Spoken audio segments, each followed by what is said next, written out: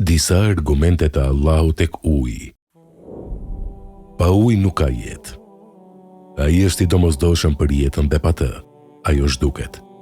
Kur toka u shkput nga materia e qiellit, Allahu vendosi në të elementin ujë, në sasi të përshtatshme, në lidhje me jetën në tokë.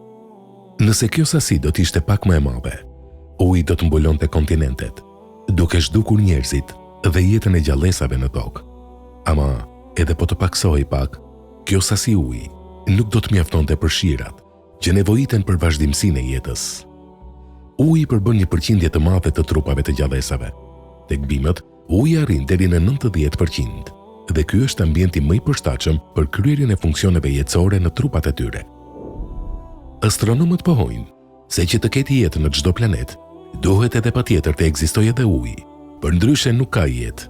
Allahu i madhëruar thotë në Kur'an: A nuk e din ata, të cilët nuk besuan, se qiejt dhe toka ishin të ngjitura, e ne i ndam ato të dyja dhe ujin e bëm bazë të çdo sendi. A nuk po besojnë? Surja Enbiya 30. Ruajtja e ujit në tokë. Allahu i madhëruar ka bërë që uji të vëlojë në temperaturën 100 gradë Celsius dhe jo si lëngjet e tjera, si për shembull alkooli apo benzina, që vlojnë në temperatura të ulta. Si kur uji i deteve dhe lumimbe të blonte në temperaturë të ulët, ai shumë shpejt do t'avullonte dhe do të mbetej në atmosferë i varur në formë avulli, siç ndodh në planetin Afërdit. Nga ana tjetër, si kur temperatura e vlimit të ujit të ishte më e lartë, procesi i avullimit do të ngadalsohej dhe si rezultat nuk do të kishim shirat mjaftueshëm për nevojat e tokës. Prandaj, i madhëruar qoftë krijuesi i urtë dhe i ditur. Përcaktimi mençur dhe jo rastësi. Zakonisht lëngjet kanë densë më të madhe kur janë në gjendje të ngurtë, por me ujë ndodhe kundërta. Ndryshe nga lëngjet e tjera, uji ka densë më të madhe në gjendje të lëngët në temperaturën 4 gradë Celsius dhe më pak. Kjo densësi ulet sa herë që ulet edhe temperatura e ujit. Uji ngri në temperaturën 0 gradë Celsius, duke u kthyer në akull, i cili ka densësi më të vogël se uji në gjendje të lëngët. Prandaj ai noton mbi lumenj, dete dhe oqeane. Sikur akulli, si tek lëngjet e tjera, të kishte densësi më të madhe se uji i lëngët, atëherë ai do të binte në fund të lumenjve, deteve dhe oqeaneve dhe në zonat e ftohta. Detet gjatë dimrit do të shndërroheshin në zona të mëdha akulli, në të cilat nuk do të kishte asnjë shenjë jete dhe do të pengohej qarkullimi i ujit. Atëherë kush e bëri ujin të ketë këto cilësi të veçanta ndryshe nga lëngjet e tjera? Ai është i dituri për gjithçka dhe mëshiruesi çdo gjallëse që jeton në ujë. I madhëruar qoftë ai. Uji është si një kondicioner i përgjithshëm për tokën. Shikoje sa e lartë është temperatura specifike e ujit. Për të nxehur 1 gram ujë, duhet afërsisht 5 fishë nxehtësisë, që nevojitet për të nxehur 1 gram alumin. Prandaj enët metalike nxehen më shpejt se uji brenda tyre. Si rezultat i kësaj veçorie, temperaturat e sipërfaqeve të lumenjve, deteve dhe oqeaneve ngrihen ngadalë në ndikimin e nxehtësisë së diellit dhe si të tilla mbeten relativisht të ftohta, duke bërë edhe freskinë e ajrit që ndodhet mbi sipërfaqen e ujit. Kurse toka e thatë vazhdon të jetë me temperaturë më të lartë, sepse temperatura specifike e nxehjes së dheut është më e ulët. Ajo që ndodhet mbi tokë ngrihet lart për shkak të temperaturës së lartë, duke bërë që trysnia atmosferike të ulet.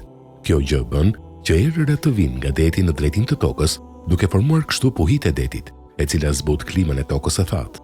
Kurse gjatë natës, deti dhe sipërfaqet e ujrave në përgjithësi e humbasin nxehtësinë e tyre në mënyrë të ngadalshme, duke mbetur relativisht të ngrohta.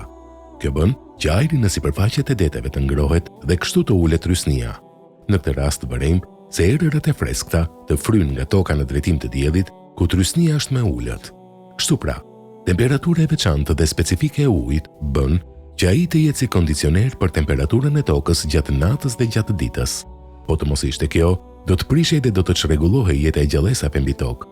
Po kush e përcaktoi këtë temperaturë specifike të veçantë të ujit për të rregulluar temperaturën e tokës, në mënyrë që ajo të jetë e përshtatshme për gjallësat që jetojnë në tokë? Ai është Allahu, i cili krijoi dhe përcaktoi çdo gjë me saktësi dhe përpikmëri. Tretësi i përgjithshëm. Uji tret pjesën më të madhe të lëndëve dhe nuk ka asnjë element tjetër që ta ketë këtë cilësi të plotë. Prandaj uji është lënda më e përshtatshme për larjen e rrobave dhe për pastrimin e trupit.